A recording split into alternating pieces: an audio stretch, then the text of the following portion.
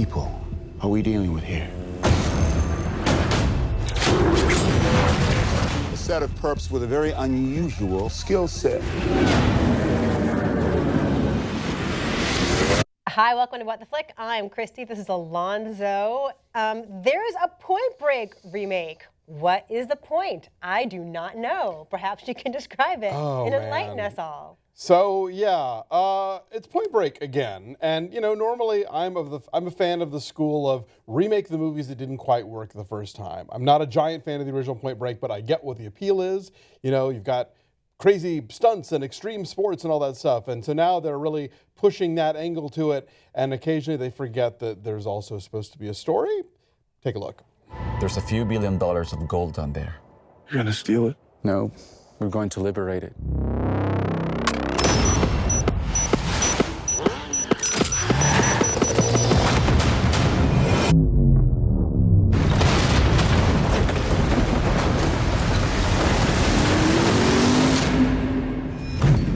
Oh, you think you're brothers? Now you show me whose side you're on.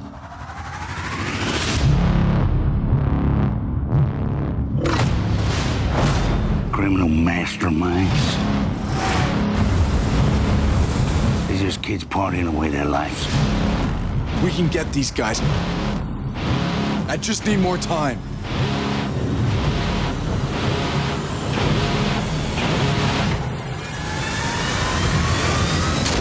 Bodhi, do you have any idea how many people you've killed?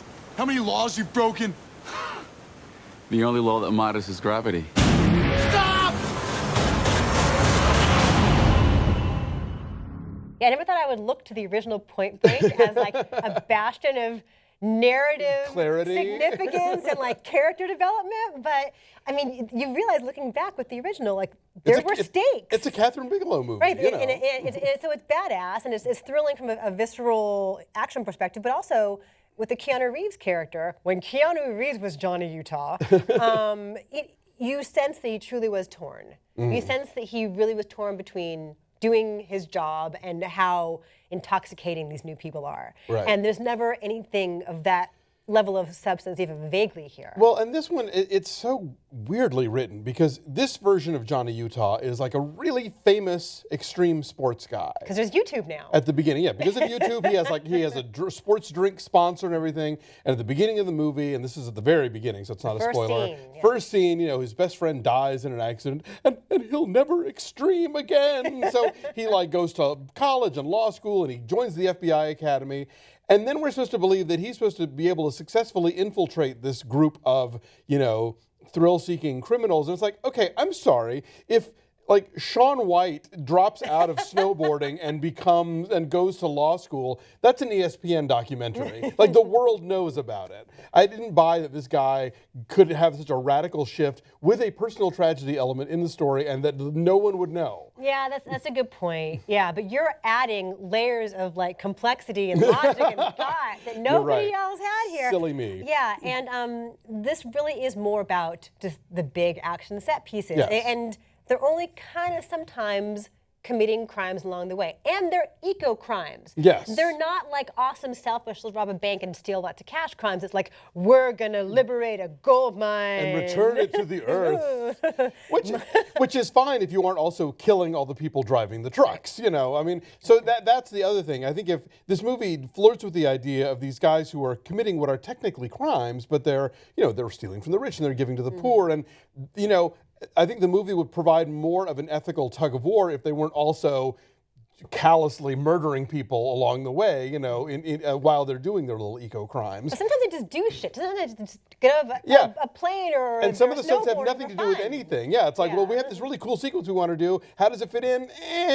Who cares? Like we're already in the Alps. Let's also snowboard. Sure. And they try to couch it all in this like we're doing the the Ozaki 8. The Ozaki 8. These 8 ordeals which have to do with like going from the sky and into the earth, and going from the snow and into the water, and some sort of spiritual enlightenment is supposed to ensue once you do all 8. Yeah, the list is super arbitrary. It seems like, okay, these are the stunts we want to do. Now, what's a framework that we can cram them all into to make it seem like that there's some logic to the connective tissue or to these different things. Spiritual heft of some sort. Like, Yeah. oh, it's cool that they're doing all these bad things because it's like, in the name of the greater good. Right. Now, there are some actors in this movie, and despite the fact that they've been given crap dialogue, they make chicken salad as hard as they can. Delroy Lindo and Ray Winstone are the FBI guys.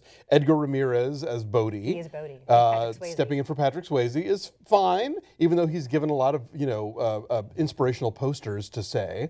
Yeah, stuff like I knew you were a cop, but I've come to liberate you. When a man pushes his limits, he often finds them. But also, there's like a weird kind of contradictory philosophy here, right? It's all about the individual, and you find your own path, and you're responsible for your own path, but you're also supposed to be looking out for the earth and the greater good. I was kind of confused by that. It's a little, yeah. It's kind of all over the place. And then, it really boils down to Luke Bracey. Luke Bracey, poor Luke Bracey. Is he trying to do a Keanu Reeves impression? I can't decide. I didn't know how nostalgic I would be about Keanu Reeves' performance in the first Point Break until I saw this guy. That's how I felt, because he made that kind of like stoic dude thing look effortless, Yeah. right? And Luke Bracey is like efforting. Ooh, yeah, he's acting as hard as he can, and it's not pleasant to watch. Also, who is the young woman in it who is in the Lori Petty role? She's given not tons to do here. Yeah. We're supposed to believe that he falls in love with her. And again, if we can go back to the original Point Break for a moment and talk about how the relationships actually mattered and made sense, like you don't ever get the sense of him being in love with her. Or if she's attached. She? Yeah, is she somebody else's girlfriend? We don't know. Good, right, because, Teresa Palmer. Teresa Palmer, thank you. Yes. The real erotic tension in this movie really is between Luke Bracey and Edgar Ramirez. Yes, over and over again. I commented on that walking out of it, like the scene in the alley where he lights his cigarette, and they're so close in the darkness, like there's a lot of hugging. Yeah, their bare knuckle brawling they do early on. It's very Fight Club in terms of just like, just make out already. A homoerotic vibe to it. Yeah. But yeah, but even that's not tense. It's not. It's not. Some of the stunts are great. The jumping off the Alps in the squirrel suits is extraordinary. That whole sequence is really well done. That was fun. The director of this film is also the cinematographer. Ericson Core. Ericson Core guy was Sorry, close. he also shot it. He shot the movie as well. Yes, so that's his sort of crowning moment. But you can get that in like one of those great Warren Miller ski documentaries, and that one doesn't try to pretend there's a plot. Yeah. And this one I did does. feel like I was watching one of those extreme like snowboarding videos that they would show at the ski store, and with maybe a little bit more cohesive. Did you see it 2D or 3D? I saw it in 2D. Did Me you too. see it in 3D? I did not see it. Can in 3D. one see it in 3D? One can see it in 3D if one wishes. I did Should not. one? I'm not sure it's worth the extra $3. I don't know that it's worth it at all. Period. But I mean, if you're there to see the stunts, you might as well see them in all the Ds. I Yes. don't know. So what's your number? I gave it a 3.5. Yeah. Yeah. It's. I said 2.9. This is kind of boring for a movie about extreme guys doing extreme Yeah, it's almost things. 2 hours long. It is very long. It's kind of boring. So our average is 3.2. It is now at 7% on the tomato meter. Woo! Last night when I went and saw Point Break, it was only at 4%. So somebody else likes it. And Someone it's not. had Christmas charity. Oh my God. So go back and rent the original, basically, is what we're saying. Bye.